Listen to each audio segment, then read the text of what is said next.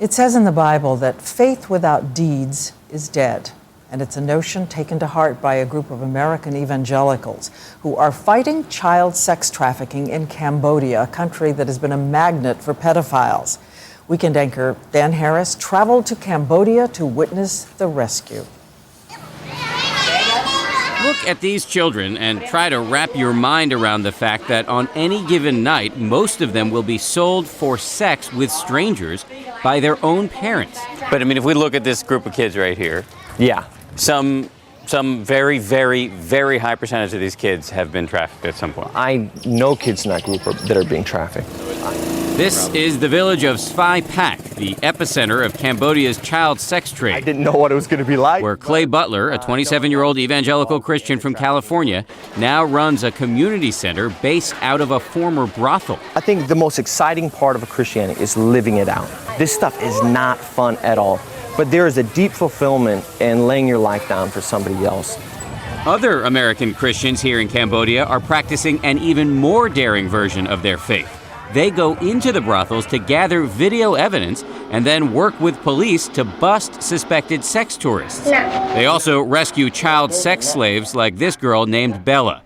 A few years ago, she was being sold for sex. Did they force you to have sex every day? Yeah. Every day. Bella was sold into slavery by her own mother. As we learn, it can be astonishingly easy to buy a child from his or her family here.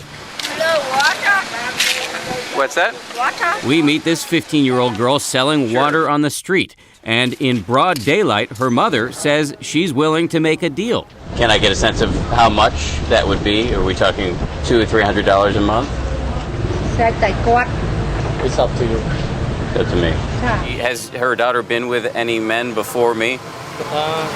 If you don't trust, you can take her to the hospital. If I don't trust, I can take her to the hospital. Or medical examination. Why is this so easy here? Poverty is part of the answer, but some Christians say it's also because Cambodia endured a genocide in the 1970s, during which children were forced to spy on and even execute their parents, and the educated and religious communities were nearly wiped out.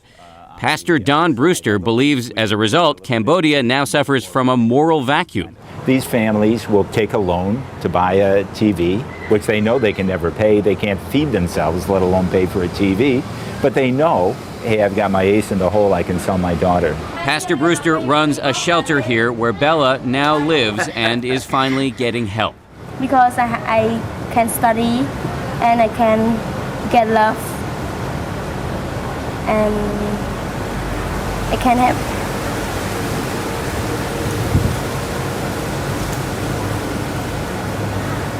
Dan Harris, ABC News, Cambodia.